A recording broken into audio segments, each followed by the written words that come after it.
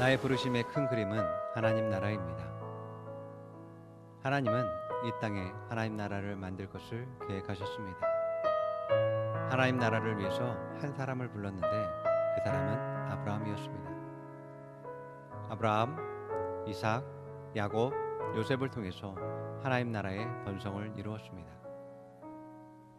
이제 하나님의 나라가 약속된 땅에 세워지기 위해서 애굽을 나와야 되었습니다. 이 일을 위해서 한 사람 모세를 세웠습니다.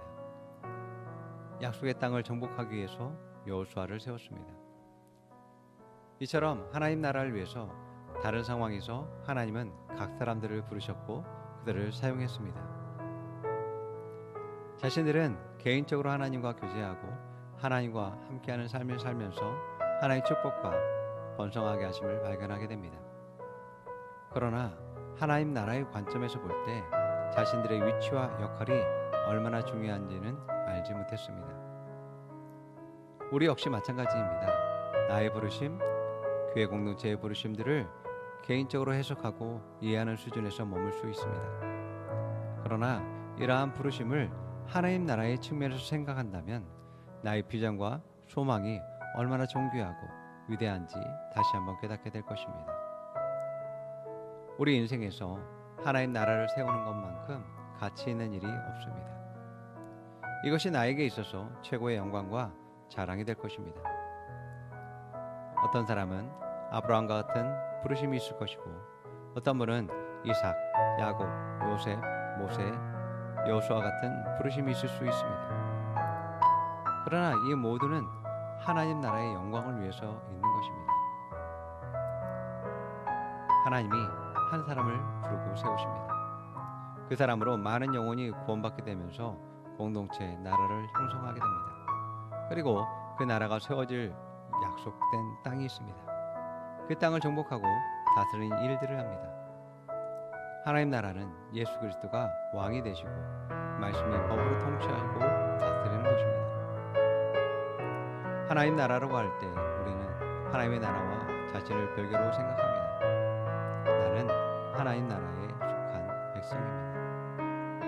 베드로전서 2장 9절을 보겠습니다. 그러나 너희는 택하신 족속이요 왕 같은 제사장들이요 거룩한 나라요 그의 소유가 된 백성이니.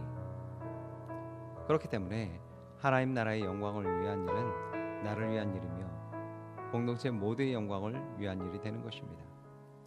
우리 집을 위해 일을 한다고 할 때 나와 가족 구성원 모두의 행복과 기쁨과 영광을 위한 것입니다.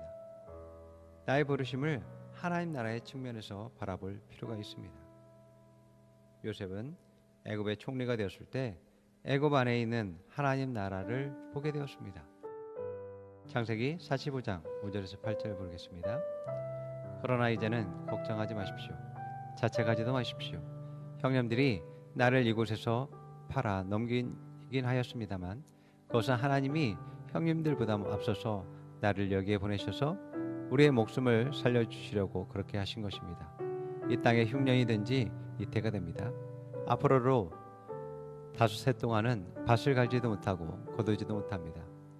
하나님이 나를 형님들보다 앞서서 보내신 것은 하나님이 크나큰 구원을 베푸셔서 형님들의 목숨을 지켜주시려는 것이고 또 형님들의 자손을 이 세상에 살아남게 하려는 것입니다. 그러므로 실제로 나를 이리로 보내는 것은 형님 등이 아니라 하나님이십니다.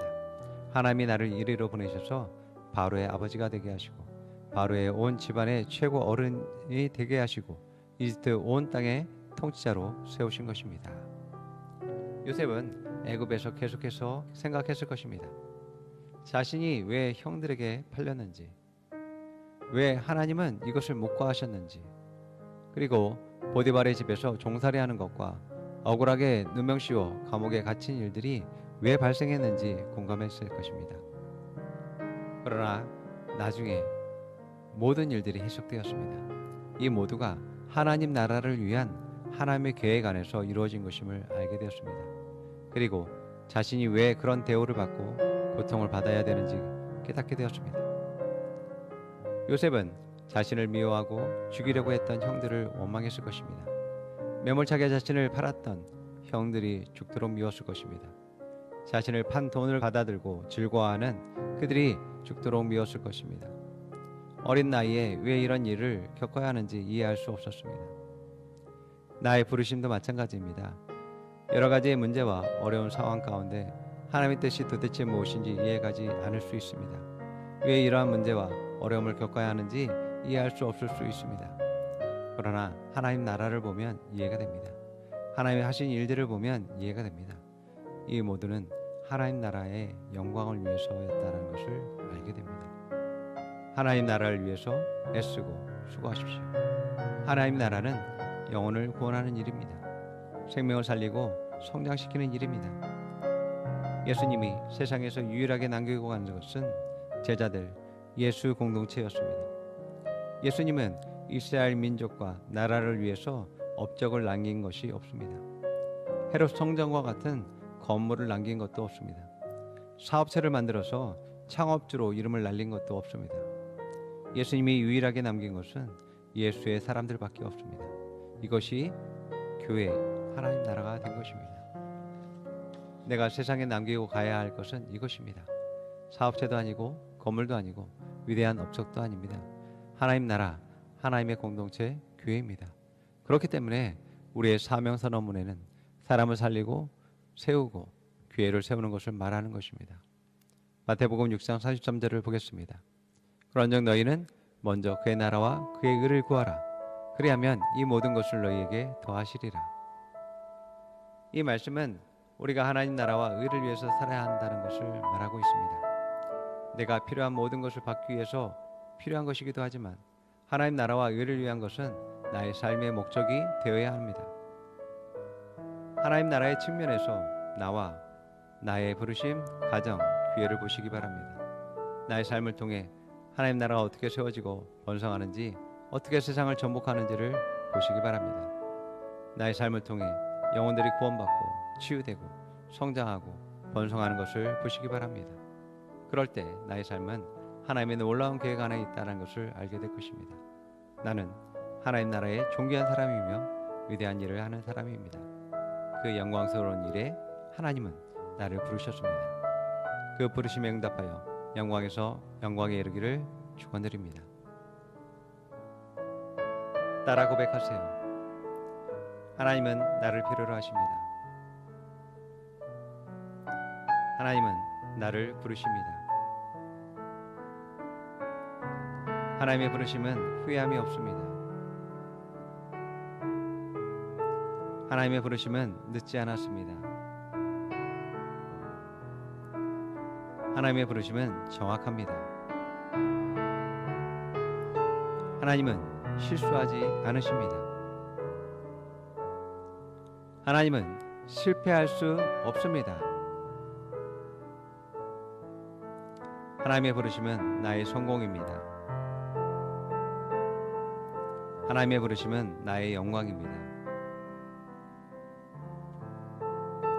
나는 하나님의 영광을 위해서 부름을 받았습니다. 나는 하나님 나라를 위해서 부름을 받았습니다. 나는 교회를 위해서 부름을 받았습니다. 나는 나의 영광을 위해서 부름을 받았습니다. 나는 하나님과 같은 말을 합니다. 없는 것을 있는 것처럼 부릅니다. 할 수 없는 것을 가능한 것으로 말합니다. 안 되는 것을 된 것으로 선포합니다.